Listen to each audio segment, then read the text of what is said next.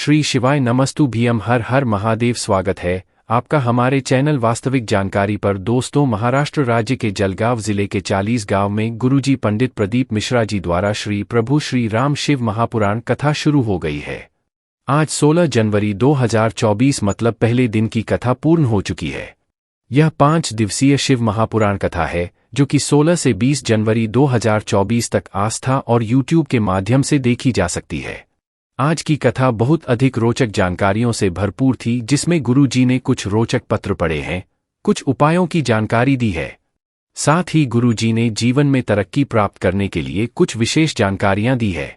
सभी की जानकारी आपको इस वीडियो के माध्यम से प्राप्त होने वाली है। और कल 17 जनवरी 2024 बुधवार का दिन है और गुरुजी ने श्री संत शिव महापुराण कथा जो कि भटिंडा पंजाब में पूर्ण हुई थी, उस कथा में एक विशेष उपाय की जानकारी दी थी जिसे आप कल बुधवार को करके अधिक से अधिक लाभ प्राप्त कर सकते हैं।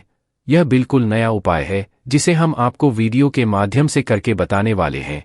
उपाय कैसे करना है, किन्हें करना है और उसका आपको क्या लाभ मिलेगा, इसके लिए आप वीडियो को अंत तक जरूर देखिएगा।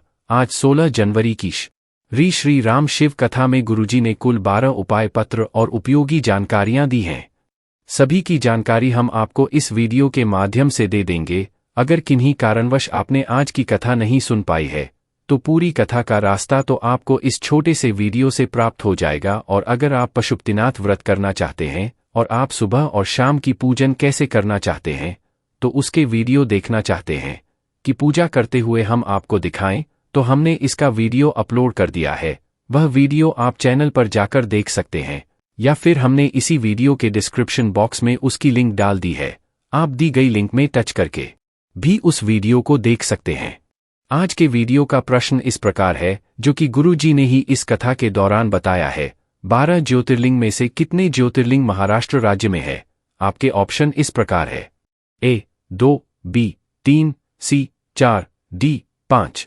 आप इस प्रश्न का उत्तर अभी हमें कमेंट बॉक्स के जरिए भेज सकते हैं कि महाराष्ट्र राज्य में कितने ज्योतिर्लिंग हैं।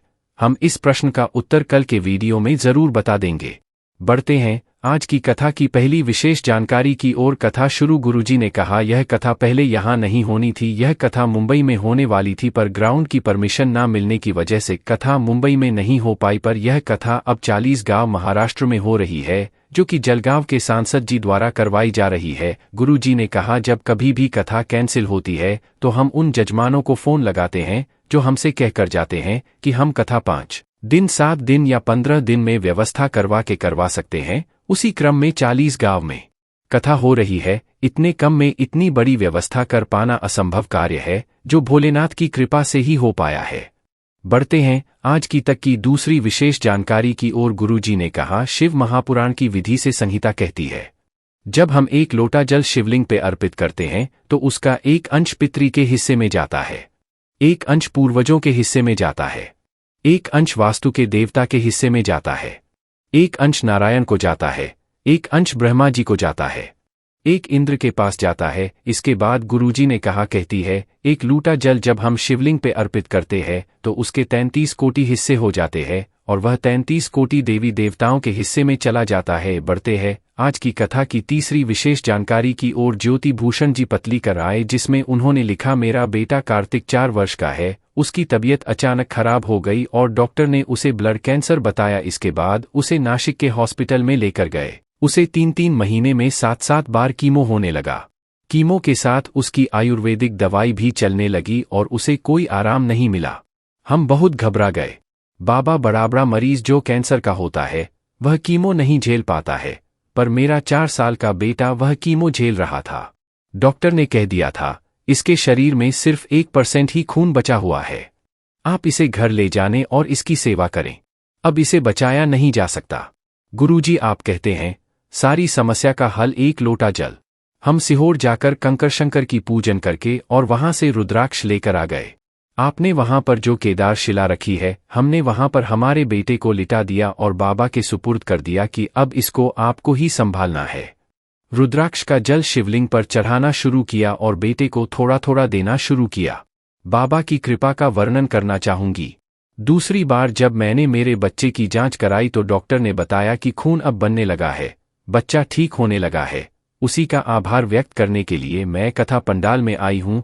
बढ़ते हैं आज की चौथी विशेष जानकारी की ओर। गुरुजी ने कहा, इन चीज़ों में से कौन सी चीज़ आपको नहीं करना चाहिए, कौन सी करना चाहिए, वह आप समझ लीजिए। पहली है परीक्षा। आपको परमात्मा की कभी भी परीक्षा नहीं लेना चाहिए। कोई बोले तब भी आपको सफाई देने की जरूरत नहीं है। आपको तो बस इतना बोल देना है कि मैं एक लोटा जल इसलिए शिवलिंग पे अर्पित करती हूँ क्योंकि मुझे जल चढ़ाने से ऐसा अनुभव होता है कि महादेव मेरे साथ कदम से कदम मिलाकर चल रहे हैं। दूसरी चीज है समीक्षा। हमें अपने भगवान की तुलना कभी किसी से नहीं करना चाहिए। अपने बच्चों की तुलना भी कभी दूसरों के बच्चों से नहीं करना चाहिए कि उसका बच्चा ऐसा है और मेरा बच्चा ऐसा है। तीसरा है प्रतीक्षा, जो कि आपको करना चाहिए। हमें इंतजार करना चाहिए कि मैंने मेरे बाबा को पुकारा है, मेरा बाबा मेरे दुख हरने के लिए जरूर आएगा, जैसे सबरी राम का इंतजार करती थी और राम आए थे। बढ़ते हैं आजकल की पांचवी विशेष जानकारी की ओर। गुरुजी ने कहा, संसार में ऐसा कोई कार्य नहीं है जो आप नहीं कर सकते हैं। संसार में ऐसा कोई दुख नहीं जो मिट नहीं सकता। इसके बाद गुरुजी ने कहा, कभी जीवन में आपको कोई बोले यहां गड़ा धन मिल रहा है तो आपको उस पर बिल्कुल भी विश्वास नहीं करना है। आपको मेहनत जो आप कर रहे हैं, अपनी मेहनत, अपने परिश्रम और अपने काम पर आपको विश्वास रखना है, जिससे आपको आपके लक्ष्य की प्राप्ति हो सकती है, बल्कि दूसरों के में नहीं। कोई आपको फोन लगाकर बोले कि आपकी लॉटरी लग गई है, आपको इतना पैसा मिलने वाला है, बस आपको अपनी निजी जानकारी उन्हें देना है, तो आपको ऐसे फ्रॉड में कभी भी चाहिए। बढ़ते हैं आज की कथा की छठवीं विशेष जानकारी की ओर। भाऊ साहब जी पत्र लेकर आए जिसमें उन्होंने लिखा, 10 साल से ड्राइवर का जॉब करता था पर मैंने जॉब छोड़कर मेरे पानीपुरी का कार्य करना शुरू किया। 2 लाख का मुझ पर कर्जा था। गांव में पानीपुरी का कार्य अच्छा चल रहा था पर व्यापार बढ़ाने के चक्कर में मैंने मोबाइल में पहली बार लोन लिया और मोबाइल में नॉलेज ना होने की वजह से मैं फ्रॉड कंपनियों के चक्कर में फंस गया और ऐसा फंसा कि मेरा पूरा मोबाइल हैंग हो गया और ऐसा फंसता चला गया कि के अंदर मेरे सर पे 12 लाख का कर्जा हो गया। इतना बड़ा 12 लाख का कर्जा कैसे चुकाऊं कुछ समझ में नहीं आ रहा था, क्योंकि लोन के कारण व्यापार भी अब बंद हो गया था। और 2022 की मकर संक्रांति में मैंने मरने का फैसला ले लिया और मैं मरने के लिए जा रहा था। तभी मैंने शिवलिंग पर एक लोटा जल चढ़ाकर एक महिला को आते हुए देखा। वह अपने आंखों के आंसू पोंछते हुए आ रही थी। तो मैंने सोचा कि भोलेनाथ पर जल चढ़ाने से इसके शायद दुख हरे हैं। अब मैंने भी मरने का विचार छोड़ दिया। अपने पिताजी को अपनी बात बताई कि मुझे फ्रॉड कंपनियों ने फंसा लिया है, तो मेरे पिताजी ने जमीन को गिरवी रखकर 3 लाख मुझे दिए। मेरे ड्राइवर की नौकरी वापस करना शुरू किया। पत्नी ने भी पशुपतिनाथ व्रत करना शुरू किया। हम दोनों ने शिवलिंग पर जल चढ़ाना शुरू किया।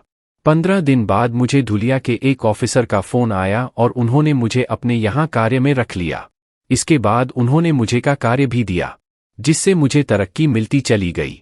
मैंने अपना कार्य वापस आगे बढ़ाया और मैंने पानीपुरी का कार्य करना वापस शुरू कर दिया और मैंने लाख का कर्जा चुका दिया और आगे मेरा व्यापार बढ़ता चला गया। और मैंने एक कामना की, जब मेरा पूरा कर्जा चुक जाएगा तब मैं कथा पंडाल में बैठकर कथा श्रवण करूंगा। और गुरुजी आपको बताना चाहता हूं, मेरा 12 लाख का कर्जा चुक गया है।